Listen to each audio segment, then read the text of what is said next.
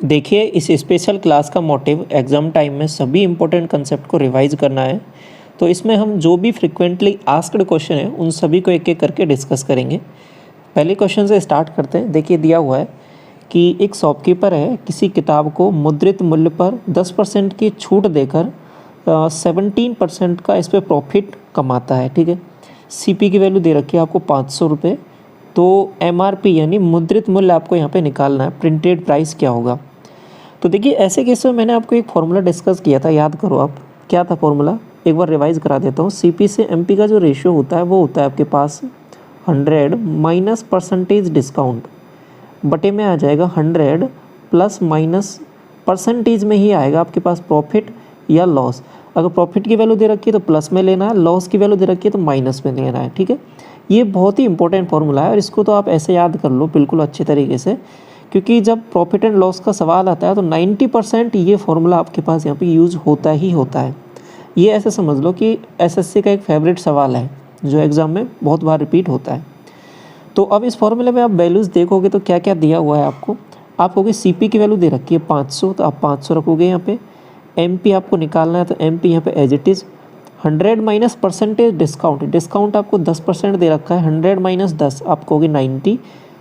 अब बटे में मुझे बताइए क्या लेना है। आपको कि प्रॉफिट की वैल्यू दे रखी है तो प्लस में लेना है। अगर क्या दिया होता, मैंने बोला था कि अगर लॉस दिया होता तो माइनस में लेते। प्रॉफिट है प्लस हो जाएगा, 100 प्लस 17 आप कहोगे 117। यहाँ तक सब कुछ क्लियर है। जीरो से ये जीरो कट जाएगा, 9 से काट लो इसको, कितनी बार जाएगा, 13 9 में 117 होता है क्या, 13। और 13 से इसको मल्टीप्लाई करोगे 5 को तो आप कहोगे ये 13 पंजो 65, तो 650। ये आपके पास एमपी की वैल्यू आ गई है, यानी अंकित मूल्य या फिर इसको प्रिंटेड प्राइस जो मैं बोलूँगा, ये आपके पास 650 आ गया है। ऑप्शन नंबर ए करेक्ट हो जाएगा। समझ में आ गया ये वाला फॉर्मूला आपको ध्यान रख लेना अच्छे तरीके से। क्लियर ये बात। आगे बढ़ूँ इसके बाद हम क्वेश्चन नंबर सेकंड की तरफ। ये देखिए, राधा अपनी आय का 25% बचाती है, मतलब सेविंग दिया हुआ है ये। उसके व्यय में 20% की वृद्धि होती है, उसकी आय में 29% की वृद्धि होती है। बचत में वृद्धि आपको निकालनी है। दो तरीके से कर सकते हो इन सवालों को। अब देखिए ये जितने भी सवाल हैं ना, इनके सभी के मैं कंसेप्ट आपको ऑलरेडी मैथ्स के फाउंडेशन बैच में डिस्कस कर चुका हूँ। कोई भी ऐसा कंसेप्ट नहीं है जो यहाँ पे नया आपको देखने को मिलेगा, सब कुछ डिस्कस किया जा चुका है।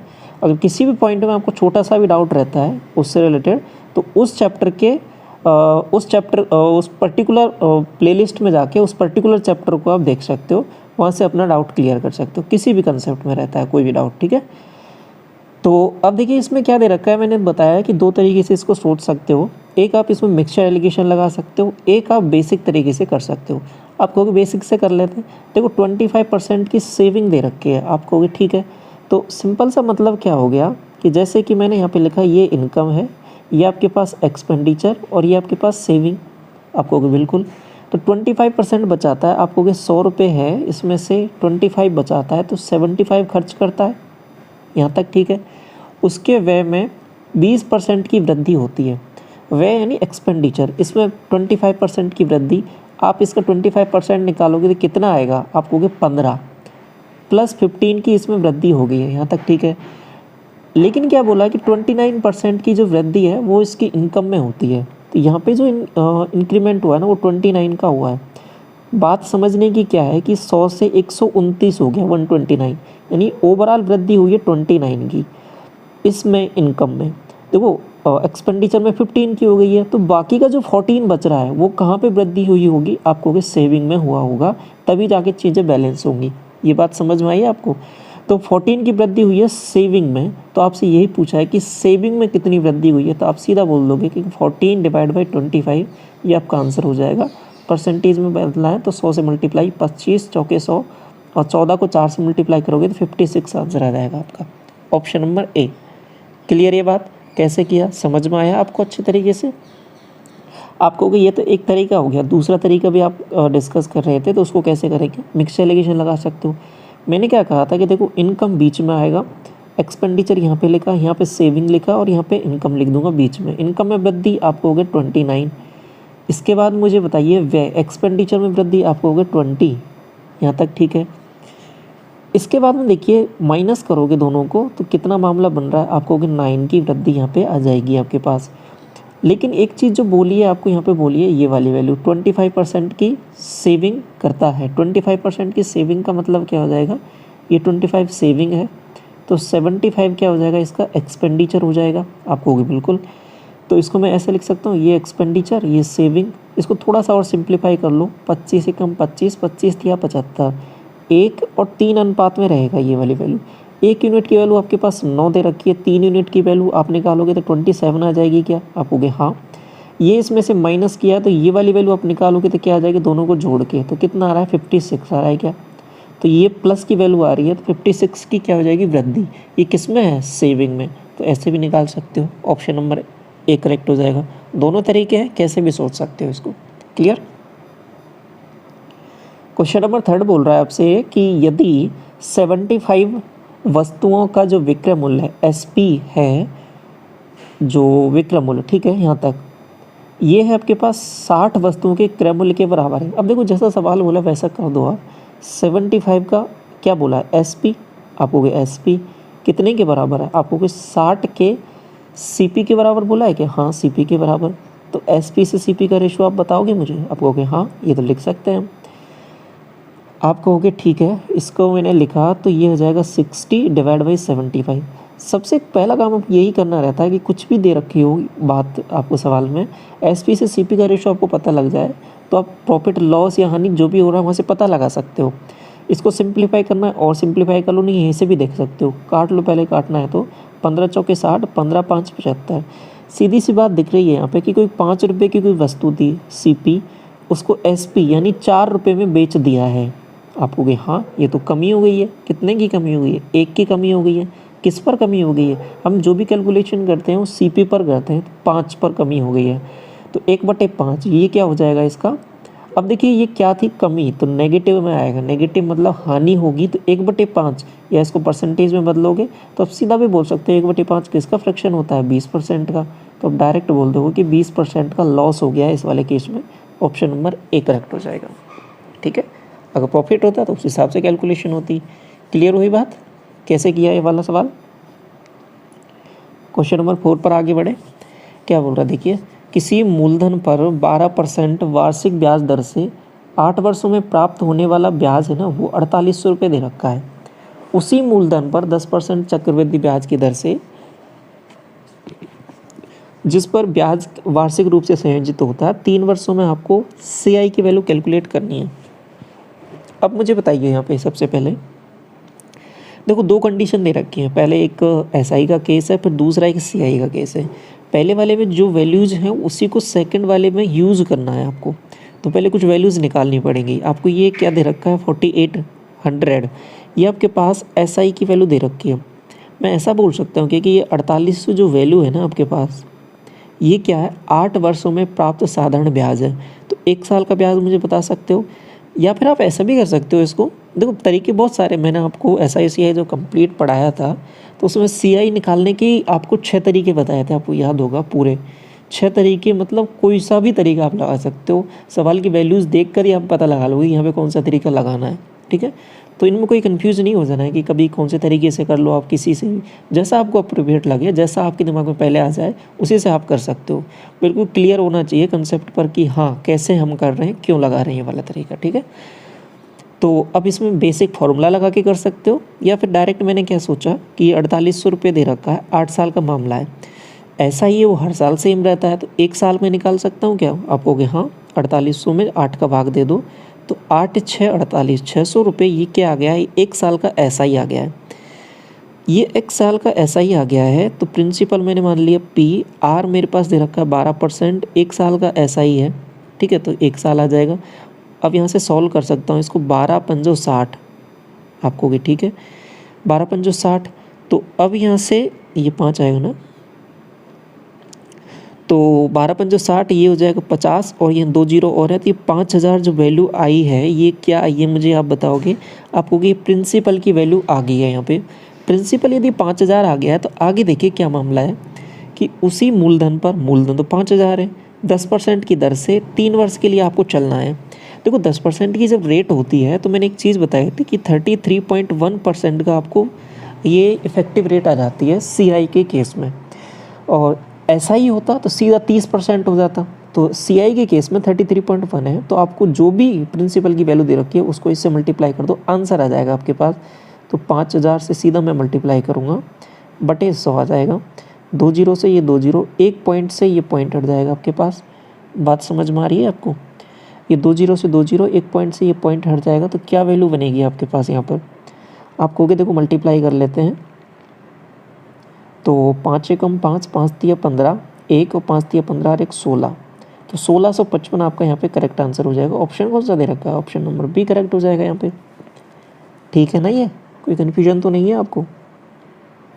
ठीक है, आगे बढ़ें। क्वेश्चन नंबर 5 देखिए। अब देखिए सवाल बेसिकली 5वां है, वो केवल एक सवाल है, लेकिन इसमें मैंने 3 सवालों को इंक्लूड कर दिया है, क्योंकि कभी आपसे ये पूछ लेता है, कभी ये पूछ लेता है, कभी ये पूछ लेता है। मैंने तीनों को एक साथ इसलिए लिख दिया है कि कंपैरिजन करके अच्छे से याद हो जाएंगी चीज़ें आपको। ये मतलब ऐसा सवाल है जो पूछते ही हैं आपसे, बार बार पूछे जाते हैं। तो अब देखिए 3 चीज़ें होती हैं। एक आपका मीन प्रोपोर्शनल होता है। देखो 2 वैल्यूज़ आपको दे रखी हूँ A और B, इसमें मीन प्रोपोर्शनल की बात करूँगा तो क्या हो जाएगा? अंडर रूट में AB। तो ऐसे ये 27 और 3 का मीन प्रोपोर्शनल निकालना है, तो क्या हो जाएगा? 3 × 27 आपको होगी। ठीक है, अंडर रूट में क्या आ जाएगा? 81, तो अंडर रूट में निकाल लूँगा 81 का, तो 9 आंसर आ जाएगा। Option number D. ये क्लियर हो गया आपको? दूसरा तृतीयानुपाती। देखो A और B कोई 2 वैल्यूज़ हैं, तृतीयानुपाती निकालना है, तो क्या होता है? B² A। तो ये 24 का स्क्वायर करो, आपको 24 × 24 बटे में क्या आ जाएगा? 15। सॉल्व कर लो, 3 से 5 बार और 3 से ये 8 बार, मल्टीप्लाई कर लो, वही आंसर आ जाएगा। 24 24 को 8 से करोगे, 24 को 4 से करोगे 48, 96 का 192 आ जाएगा। 5 से किया, 5 दिया 15, तो 4 बनेगा, 5 8 40, 58 आएगा क्या? सॉरी ये 3 आएगा ना, 5 दिया 15 जाएगा, 38 और ये 2/5। ऑप्शन देखिए कौन सा है? ऑप्शन नंबर सी करेक्ट हो जाएगा। ये वाला भी हो गया, ये वाला भी हो गया। लास्ट देख लो एक बार। फोर्थ प्रोपोर्शनल में क्या है? बेसिकली अगर 3 वैल्यूज़ दे रखी हैं आपको A B C, fourth proportional निकालना है, तो क्या करना है? BC/A, तो मल्टीप्लाई कर दो, 6 8 48 डिवाइड बटे 5, तो ये क्या हो जाएगा? देखो 5 से डिवाइड करने के तो बहुत आसान तरीके मैंने बता रखे हैं कि 2 से ऊपर नीचे मल्टीप्लाई करते हैं, तो ये क्या हो जाएगा? 9.6 आंसर आ जाएगा। ऑप्शन नंबर बी सीधा। तो ये तीनों का कंपैरिजन आपको समझ में आ गया ना? फॉर्मूले तीनों के कौन कौन से हैं, कैसे करना है इनको, क्लियर? क्वेश्चन नंबर 6 देखिए। देखिए एक थोड़ा अच्छा सवाल है और ये अलग तरीके से पूछा था आपके इस बार CGL में, जो अभी 2022 का हुआ था, उसमें एक शिफ्ट में पूछा गया है। तो ये सवाल मैंने कंसिडर किया है, इसलिए इसको थोड़ा सा समझना आप ध्यान से। मैं पहले भी डिस्कस कर चुका हूँ इसको कई बार, आपने देख लिए होंगे जो चैनल से रेगुलर बहुत पहले से जुड़े हुए हैं। जो अभी जुड़े हैं उसके बाद भी इसको समझ लो अच्छे से आप। क्या बोला है कि यदि भार है वो संगत संख्याएं हैं, प्रथम n प्राकृत संख्याओं का समांतर भारित समांतर माध्य निकालना है। इसका मतलब क्या हो गया कि जैसे कि आपने एक चीज़ पढ़ी है ना कि WIXI अपॉन समेशन में WI, इस तरीके से आप ये बात कर रहे हो। एक आप निकालते हो ना, जैसे सिंपल आप ये उस तरीके से समझ लो, आप इसको आप अच्छे से रिलेट कर पाओगे। Sigma FX upon sigma F, ये क्या किया आपने कि इसकी फ्रिक्वेंसी और इसकी x जो भी वैल्यू है वो कितनी बार रिपीट हुआ है उसको आप यहाँ से मल्टीप्लाई किया आपने, और कितनी फ्रिक्वेंसी है उसे डिवाइड कर दिया, तो आपने यहाँ पे वैल्यूज़ निकाल ली। तो वही चीज़ यहाँ पे बोल दिया है कि वो संख्या है ना, उसका वो डिनोट कर रही है उसके समांतर भार को। तो जैसे कि ये 1 संख्या है, इसके रेस्पेक्टिव भार है वो 1 ही है, तो 1 × 1, प्लस 2 संख्या है, इसके रेस्पेक्टिव भार 2 ही हो जाएगा, 2 × 2, प्लस 3 संख्या उसके रेस्पेक्टिव भार 3 × 3 हो जाएगा। तो इस तरीके n × n तक ये वैल्यू चल रही है बटे में। अब बटे में क्या करते हैं? सिग्मा F, ठीक है। तो सिग्मा F में जोड़ूंगा संख्याओं को, तो कितनी है? 1 + 2 + 3 + 4, तो यहाँ पे आपका ये वैल्यूज आ जाएंगी। तो ये बात थोड़ी सी आपको यहाँ पे समझनी है सवाल में। तो 1 स्क्वायर 2 स्क्वायर 3 स्क्वायर, इसको मैं ऐसा लिख सकता हूँ कि 1 स्क्वायर 2 स्क्वायर 3 स्क्वायर, ऊपर वाली वैल्यूज को 4 स्क्वायर, और ये n स्क्वायर तक जा रही है वैल्यूज़, और बटे में है 1 + 2 + 3। अब आप इंटरेस्टिंग चीज़ देखोगे कि ये ऊपर स्क्वायर का सम है, नीचे एक नेचुरल नंबर्स का सम है। आपको कहे हाँ ये तो ठीक है, तो ये चीज़ आपने पहले पढ़ रखी है कि अगर स्क्वायर का सम आपको निकालना हो तो क्या करते हैं? n × n + 1 2n+1 divide by 6 ये करते हैं आप हो गए। हाँ, और अगर नेचुरल नंबर्स का सम अगर आपको निकालना हो तो इस केस में क्या करते हैं, n×n+1 divide by 2, n×n+1 divide by 2 ये करते हैं। अब यहाँ पे देखिए ये वैल्यू इससे कट जाएगी, 2 से ये 3 बार कट जाएगा, तो आंसर वो वाला आएगा इसमें, वो आ जाएगा 2n+1 डिवाइड बाई 3। ठीक है, ऑप्शन आपका ये वाला करेक्ट होगा। आप कहीं जल्दबाजी में इसमें कोई और ऑप्शन ये वाला टिक मत कर देना, ना ही कुछ और टिक कर देना। इसमें आंसर आपका जो आएगा वो इसमें ये वाला ही आएगा। तो थोड़ा सा चीज़ों को यहाँ पे समझना है। 2n+1 डिवाइड बाई 3 समझ में आ गया ये पूरा सवाल अच्छे से? Is it clear? आगे बढ़े। क्वेश्चन नंबर 7 देखिए कि 90 छात्रों की कक्षा में 60% लड़कियां हैं, शेष लड़के हैं। जो लड़कों का एवरेज है वो 63 है और लड़कियों का है वो 70 है। पूरी कक्षा का एवरेज आपको निकालना है। देखिए यहाँ पे ये जो 90 दिया हुआ है ना, 90 छात्र, इसकी कोई आवश्यकता नहीं है। अगर ये कुछ और भी नंबर दिया होता तो इसके बिना भी ये सवाल हो जाता। क्यों, कैसे कर सकते हैं इसको? मैंने एक चीज़ बता रखी है कि एक जो एवरेज होता है वो आपका कहीं ना कहीं एक रेशो ही होता है। रेशो में किसी भी नंबर से मल्टीप्लाई कर लो तो वो चीज़ें बदलती नहीं हैं। ठीक है, तो अब यहाँ पे 90 छात्र दे रखा है, अच्छी बात है। नहीं दे रखा होता तो भी सवाल सॉल्व हो जाता। 90 की जगह कुछ और वैल्यूज़ भी दे रखी होती, जैसे 1800 दिया होता, ठीक है, या फिर आपके पास 9000 दिया होता, तो भी घबराना नहीं है, सवाल में तब भी सॉल्व हो जाएगा। इसके बिना भी, इसकी आवश्यकता ही नहीं है, इसके बिना भी हो जाएगा। कैसे? आपको एक रिलेशन दे दिया है कि आपको रेशो पता होना चाहिए कि संख्याएं क्या है लड़कों की और लड़कियों की।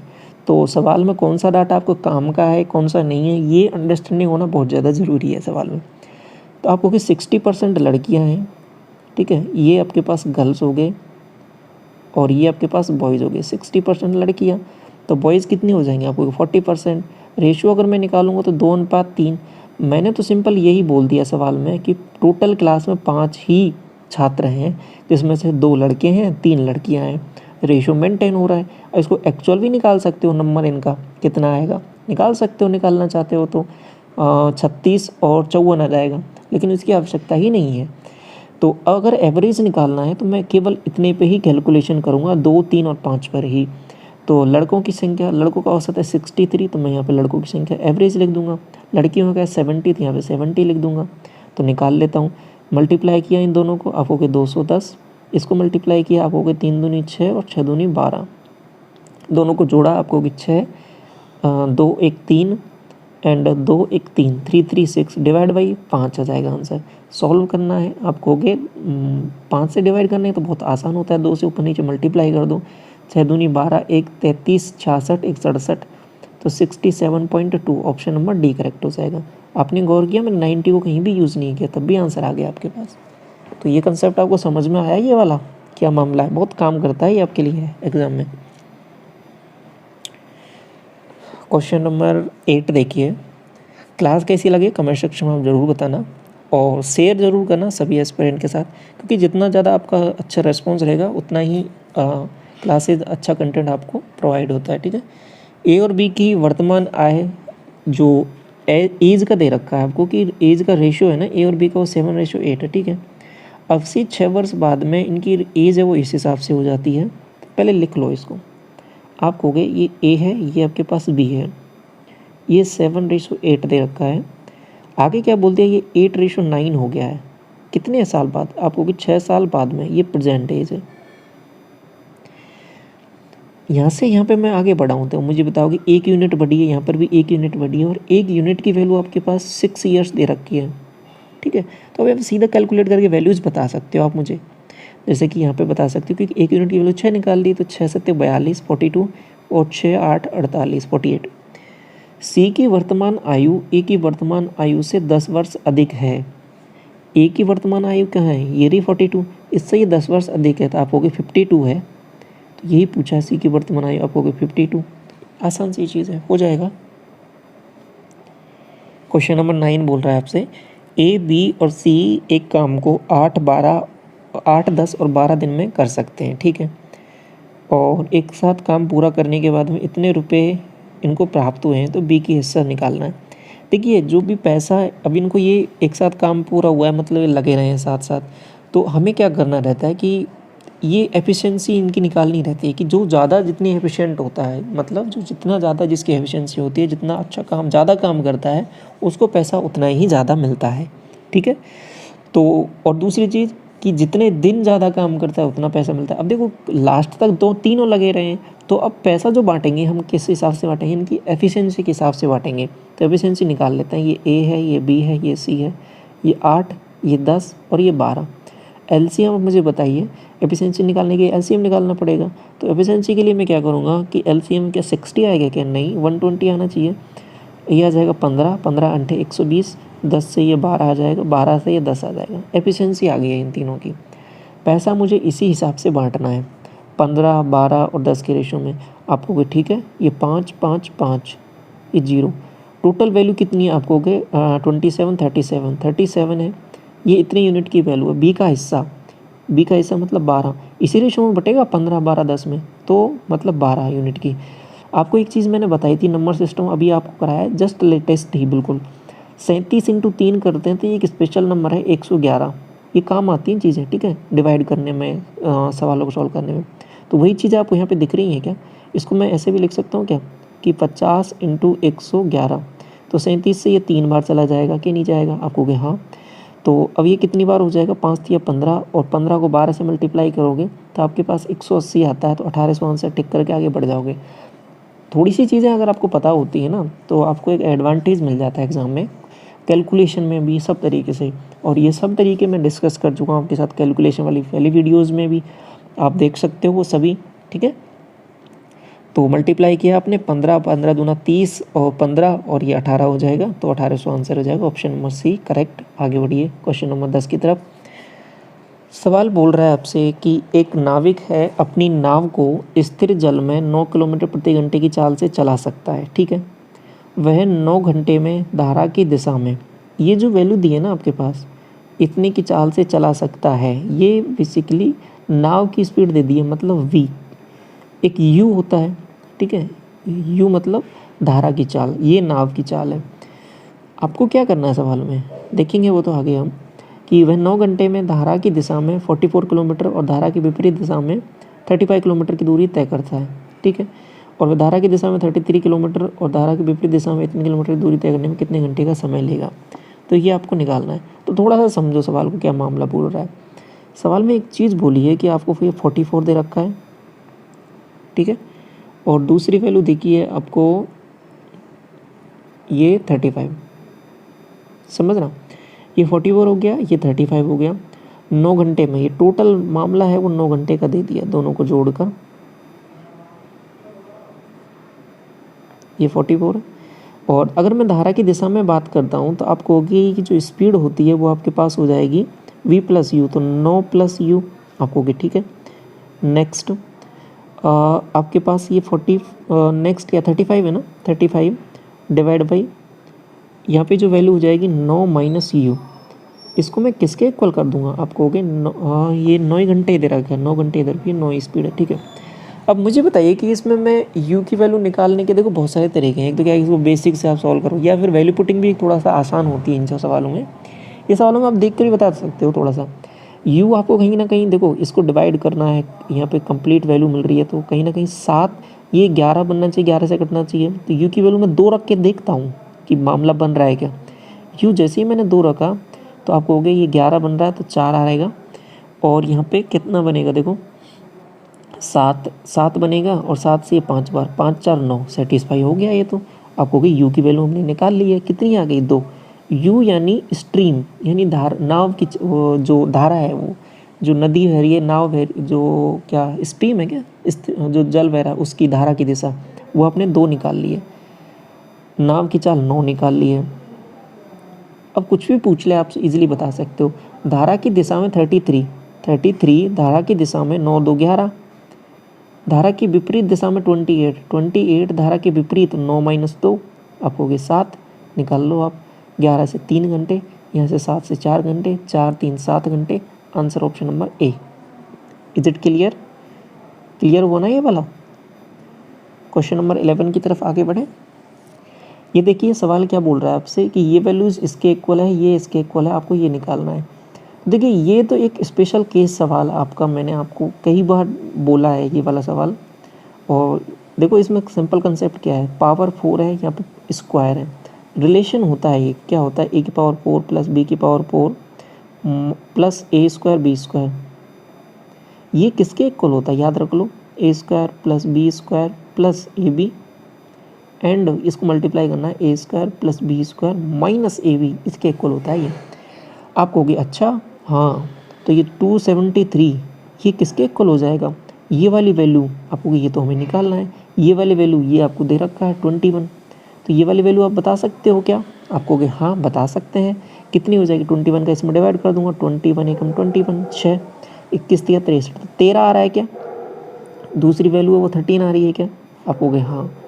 तो समझना है इसको, देखो मैं क्या लिख रहा हूँ, a square plus b square minus a b, ये आपके पास दे रखा है 21, और a square plus b square plus a b, ये आपके पास क्या आ गया 13। यहाँ तक ठीक है, 13 एकम 13, 13 दूना 26 और 1 27। आपको ये चाहिए तो ये है क्या, आपको कि ये a plus b upon a b है। अच्छा तो ये निकालना है तो क्या करें बताओ, आपको कि पहले इसको सॉल्व कर लें थोड़ा सा। तो सॉल्व करेंगे तो ए बी की वैल्यू क्या आएगी यहाँ पे बताओ, इसको अगर मैंने जोड़ा तो सिंपल आपके पास a square plus b square की वैल्यू बनेगी कि नहीं बनेगी, बनेगी। दोनों को जोड़ो, आपको कि 4 और यहाँ से हो जाएगा 3 34, ठीक है। और ये 2 टाइम्स आएगा तो यहाँ पे इसको 2 से डिवाइड कर दूंगा तो ये वैल्यू 17 आ जाएगी, a स्क्वायर बी स्क्वायर की वैल्यू। दूसरा केस क्या बनता है, इसमें से इसको माइनस कर दूंगा मैं, ठीक है। तो ये 2ab इसमें से माइनस करूँगा तो यहाँ 13 माइनस 21 करूँगा तो ये क्या आ जाएगा आपके पास माइनस का 8, 2 से मैं डिवाइड करूँगा तो ए बी की वैल्यू मैं बता सकता हूँ कि -4 आएगी। ये 2 वैल्यूज़ मैंने यहाँ पे निकाल ली है, ठीक है, ये 2 वैल्यूज़ मैंने यहाँ पे निकाल ली है। अब आगे क्या करना है वो आप देखिए यहाँ पे थोड़ा सा। अब आपको a प्लस बी चाहिए ना, तो a प्लस बी चाहिए तो मैं क्या करूँगा, a प्लस बी का होल स्क्वायर मुझे पता है क्या होता है, a स्क्वायर बी स्क्वायर आप हो गए 17 प्लस 2ab करूँगा तो क्या हो जाएगा, ये -8 हो जाएगा क्या, समझना है यहाँ पे, ये क्या हो जाएगा -8 हो जाएगा। माइनस करूँगा तो 9 आ रहा है, a प्लस बी की वैल्यू आप हो गई 3 बनेगी, a प्लस बी की वैल्यू आपने निकाल ली है तो आंसर हो जाएगा यहाँ पे 3, और बटे में ए बी चाहिए तो ये -4 दे रखा है, तो आंसर आपका यही हो जाएगा ऑप्शन नंबर बी करेक्ट हो जाएगा यहाँ पे, ऑप्शन नंबर बी, ठीक है। क्या क्या निकालना था समझ में आ गया ना पूरा।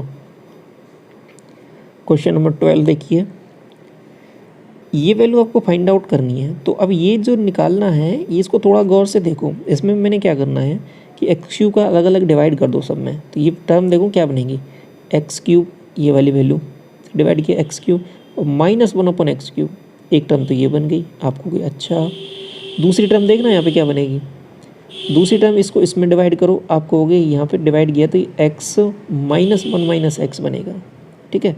तो ये माइनस है, माइनस में कॉमन ले लेता हूँ इसमें से, तो ये देखो क्या बनेगा कि x -1/x, एक टर्म ये बनेगी।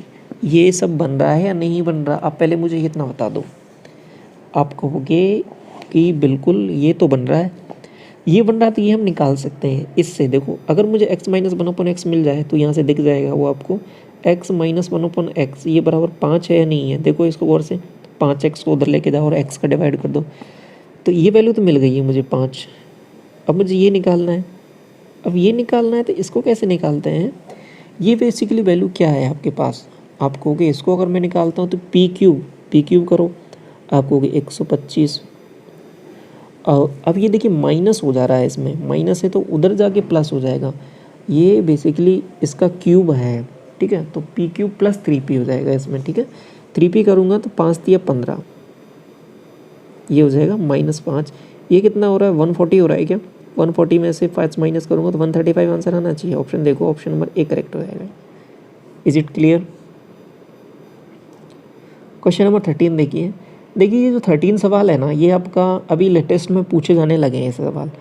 तो सवाल में कुछ भी नहीं है, देखो पहली बार देखोगे थोड़ा ऐसा लगेगा क्या पूछ लिया, लेकिन कुछ भी नहीं है, बहुत आसान सवाल है ये। इसको थोड़ा सा देखो, मैं आपका नज़रिया इसमें चेंज करता हूँ देखने का सवाल को। मैंने पहली टर्म ली, मैं कहूँगा इसको देखो, आपने एक फॉर्मूला पढ़ा है कौन सा, a² - b²। इसको कैसे लिखते हो आप कहोगे इसको a प्लस बी और a माइनस बी से लिखता हूँ। तो इसको मैंने लिखो, आप मुझे लिख के बताओ इसको। आप कहोगे इसको लिख सकते हैं 100 प्लस 99 और 100 माइनस 99। आप कहोगे हाँ। इसको तो अभी रखो आप अपने पास, इसको बताओ मुझे क्या बन गया। आप कहोगे ये तो 1 बन गया, और 1 से इसको मल्टीप्लाई करोगे कुछ फ़र्क पड़ेगा क्या? नहीं। तो क्या बन जाएगा इसका 100 प्लस 99। तो पहली टर्म बन गई है वो 100 प्लस 99 इन दोनों को सॉल्व करने के बाद में। ऐसे इन दोनों को सॉल्व करूँगा तो आपके पास नेक्स्ट टर्म क्या बनेगी 98 प्लस 97, और एक दूसरी टर्म बनेगी 98 माइनस 97, उससे 1 बन जाएगा। तो ओवरऑल मल्टीप्लाई होगी यही बन जाएगा। इन दोनों से ये बन गया। ऐसे इन दोनों से आप कहोगे इससे बन जाएगा 96 प्लस 95। इस तरीके से ये पूरी जो टर्म है ना आपके पास, ये माइनस वाली स्क्वायर वाली सब कन्वर्ट हो जाएंगी, नॉर्मल एक सीरीज बन जाएगी 100 99 98 97 95 डॉट डॉट डॉट लास्ट में क्या आ जाएगा 12 प्लस 11, क्योंकि यहीं तक सीरीज़ ख़त्म हो जा रही है तो ये लास्ट में बन जाएगी टर्म। ठीक है, इतनी सी बात आपको समझ में आ गई। अब देखिए ये तो एक और अच्छा सवाल है। इसमें क्या करते हैं, अगर ये सीरीज़ कभी कभी तो आपको तो और भी आसान पूछ लेता है, कभी कभी ये क्या होता है कि सीरीज़ लास्ट में 1 तक जाती है, तो 100 फिर 99 फिर 98 और डॉट डॉट डॉट लास्ट में 3 2 1। तो 1 से लेकर 100 ये एक नेचुरल नंबर के सम हो गया कि नहीं हो गया। अगर मैं नॉर्मल बात कर लूँ आपसे कि एक नेचुरल नंबर का सम हो गया, तो वो तो आप सीधा निकाल सकते हो n into n plus 1 divide by 2 से। ठीक है, n into n plus 1 divide by 2 से। अगर ये 1 तक सीरीज जा रही है, लेकिन सवाल में थोड़ा सा काम कर दिया है, इन्होंने 11 तक ही सीरीज़ को रोक दिया है। अगर 11 तक सीरीज़ को रोक दिया है तो कोई भी दिक्कत नहीं है। हमने एक सीरीज़ का सम का एक फॉर्मूला पढ़ा है, उसको लगा सकते हो यहाँ पे। ठीक है, तो इस सीरीज़ को ये देखो 100 99 98 97 इस तरीके से 11 तक जा रही है। इस सीरीज़ को मैं उल्टा करके लिख दूँ तो कुछ फ़र्क पड़ेगा क्या? आपको समझाने का तरीका है बस ये। बाकी कैसे भी देख लो इसको 11 12 13 14 और लास्ट में 100 तक। आपको हाँ वही बात है, कुछ भी फ़र्क नहीं है। देखो यही सीरीज़ को मैंने ऐसे बदल दिया, पहला पद ये हो जाएगा, लास्ट वाला पद ये हो जाएगा। ठीक है, तो टोटल पद मुझे बता दो an, टोटल पद निकाल रहा हूँ मैं। n मतलब ये नंबर ऑफ टर्म्स कितनी है। वैसे तो आप डायरेक्ट ही बता सकते हो ये नंबर ऑफ टर्म्स यहाँ पे कितनी है। ठीक है, लेकिन मैं आपको एक पूरा बेसिक करके बता रहा हूँ कि अगर ये बिल्कुल रैंडम ही आ जाए तो बिल्कुल तरीका क्या रहेगा। बाकी तो वैसे भी दिख रही है यहाँ पे कि टोटल टर्म कितनी है। 100 टर्म में से 10 टर्म माइनस कर दो तो 90 टर्म है। तो लेकिन आपको एक बेसिक टर्म, तो an वो पद कौन सा है आपके पास 100 हो जाएगा, पहला पद हो जाएगा 11 plus n minus 1 into D कितने है आपको डिफरेंस 1। तो यहाँ पे सॉल्व करोगे आप कहोगे यहाँ से माइनस किया आपने तो ये 89 प्लस 1 तो 90। n की वैल्यू आपने निकाल ली है कि टोटल ये 90 टर्म है। मैंने पहले भी बता दिए थे कि टर्म तो 90 ही है। 90 अगर टर्म है तो फॉर्मूला फिर वो लगा दो आप। सीरीज के सम का फॉर्मूला क्या है n/2 मल्टीप्लाई में a प्लस an। ठीक है, पहला पद और लास्ट वाला पद। तो आपको ठीक है n/2 मतलब 90/2 आपको 45 और a मतलब 11 और n व पद आपको 100। ठीक है, तो ये कितना हो जाएगा 111 मल्टीप्लाई बाई कितना 45। ठीक है, 111 मल्टीप्लाई बाई 45 इसको सॉल्व करना है। तो सॉल्व कर लो, 5 से किया 5 5 5 और ये जाएगा 4 4 4। सॉल्व किया 5 9 9 4। आंसर हो जाएगा ऑप्शन नंबर सी करेक्ट हो जाएगा। समझ में आया?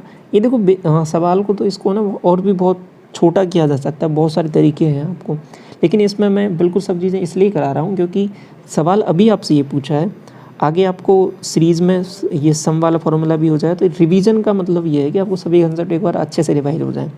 तो a plus n minus 1 into D ये आपके पास सीरीज़ में किसी भी सीरीज़ में nवा पद आपको निकालने वाला टर्म है। ठीक है, कोई भी nवा पद निकालोगे। सीरीज़ में सम का फॉर्मूला 2 फॉर्मूले होते हैं, एक होता है n/2 2a plus n minus 1 into D, और या फिर एक लगा सकते हो कि अगर लास्ट वाला पद आपको ज्ञात हो तो a प्लस an।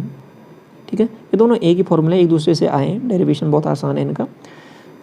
तो ये बात समझ में आई आपको? ये किसी भी सीरीज़ में आप ये पद निकाल सकते हो। और सीरीज़ क्या है आपके पास a plus D a plus 2d। तो d जहाँ पे क्या है आपका सार्व अंतर है। ठीक है, कॉमन डिफरेंस है। Is it clear? ये पूरी सीरीज समझ में आ गई आपको कैसे किया है इसमें? ठीक है, ये मैं बहुत पहले डिस्कस कर चुका हूँ। ये सब सीरीज़ के सभी सवाल आपको मैंने आपको कराया हुआ है ना, AP GP HP। ठीक है, AM GM HM मैंने तो आपको और भी बहुत आगे एडवांस भी चीज़ें करा दी हैं उसमें, AMG MHM में आगे रिलेशन हो गया, जहाँ तक आपका एग्जामिनर क्वेश्चन मतलब कभी कभार ही पूछे जाए उसमें, उस लेवल तक मैंने करा दी हैं ये सब चीज़ें आपको, AMG MHM एक और भी करा दिया मैंने, तो 2-3 चीज़ें एक्स्ट्रा और करा दी हैं आपकी जो सिलेबस से भी बहुत आगे की हैं। ठीक है, तो यहाँ तक ठीक है, ये सब कुछ समझ में आ गया। आगे बढ़ता हूँ मैं क्वेश्चन नंबर 14 की तरफ। क्या बोल रहा है देखिए, कॉस थीटा बराबर ये दे रखा है p² - 1/p² + 1, कोसेक थीटा निकालना है। देखिए ये सवाल में क्या करना है कि ये बेसिकली ये एक ट्रिपलेट होता है, उसको याद रख लो क्या है ट्रिपलेट। ट्रिपलेट में क्या है, 3 वैल्यूज होती हैं, एक p² + 1 2p और एक होता है p² - 1। इसको p बोल लो, x बोल लो, कुछ भी बोलो, आपकी मर्जी है। तो इसमें ये जो वैल्यू है ना, ये हमेशा आपका हाइपोटेन्यूस होगी, और ये दोनों वैल्यू हैं आपके पास परपेंडिकुलर और बेस, या परपेंडिकुलर कुछ भी हो सकती हैं। अगर ये परपेंडिकुलर तो ये बेस हो जाएगा, अगर ये बेस है तो ये परपेंडिकुलर हो जाएगा, लेकिन हाइपोटेन्यूस हमेशा ये p² + 1 ही रहेगा। तो ये थोड़ी सी बात आपको समझ में आ गई। अब इसमें से परपेंडिकुलर कौन सा, बेस कौन सा, ये सवाल आपको बताएगा। तो ठीक है, तो अब सवाल ये रहा, अब सवाल आपको बताएगा। देखो कॉस थीटा मैंने यहाँ पे लिखा, ये आपके पास थीटा कोई एंगल है, इसमें p² + 1, ये तो मैंने बताया था कि हमेशा ये तो परपेंडिकुलर हाइपोटेन्यूस रहेगा। p² - 1, अब देखो इसने बता दिया कि ये कॉस थीटा किस किस का रिलेशन होता है, बेस का और उसका, तो बेस आपको पता लग गया, इसमें क्या हो जाएगा, p² - 1, ये बेस हो जाएगा। ठीक है, बेस आधार जिसको बोलता हूँ। तो हाइपोटेन्यूस क्या होगा इसमें, सॉरी परपेंडिकुलर 2p हो जाएगा। कोसेक थीटा चाहिए, कोसेक थीटा क्या होता है कि p² + 1/2p, ये आंसर आ जाएगा। Hypotenuse divide by perpendicular, option number आपका कौन सा हो जाएगा, देखिए कौन सा है इसमें, यही वाला है ना, ऑप्शन नंबर बी करेक्ट हो जाएगा।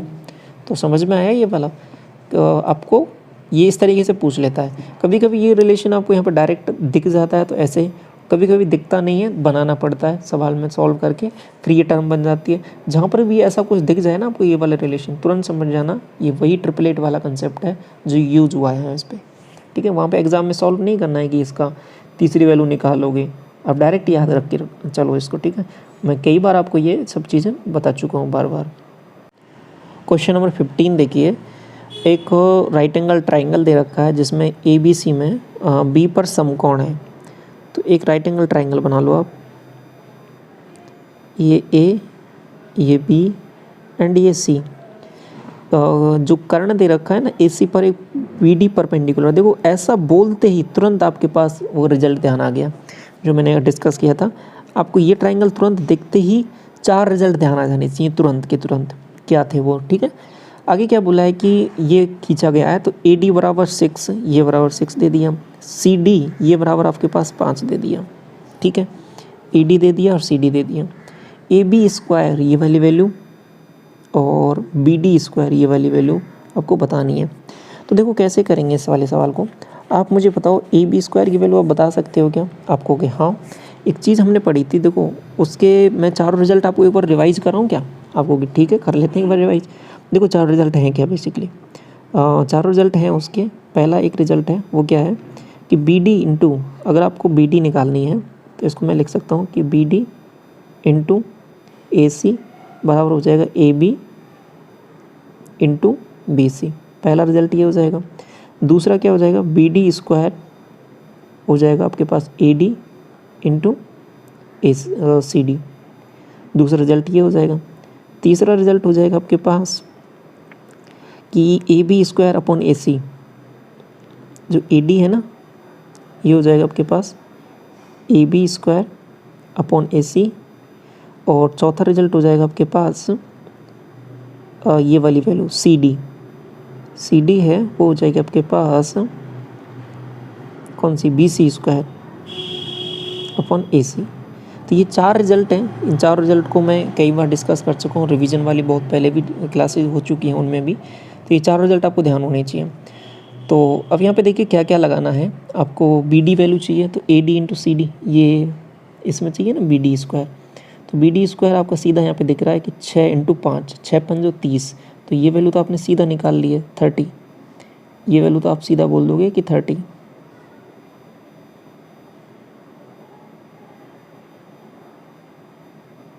ठीक है, BD² की वैल्यू। नेक्स्ट ये डायग्राम था ना, अभी मिट गया, देखो दोबारा मैं ड्रॉ कर देता हूँ इसको।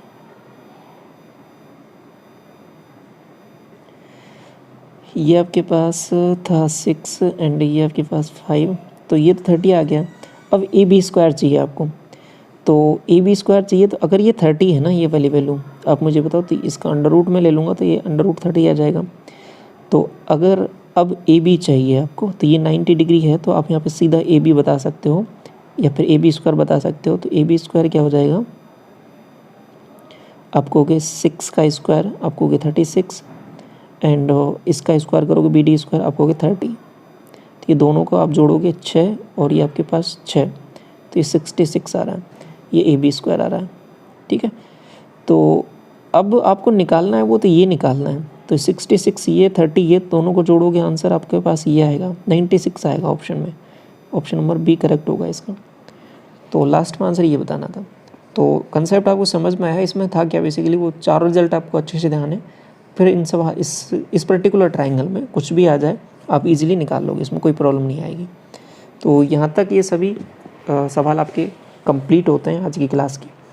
कमेंट सेक्शन में आप ज़रूर बताना अपनी राय, कैसी आपकी क्लास लगी, और बाकी अपकमिंग क्लासेस के लिए चैनल को सब्सक्राइब ज़रूर कर लें। फर्दर क्लासेस के लिए PDF टेलीग्राम चैनल पे मिल जाएगा। Thank you so much.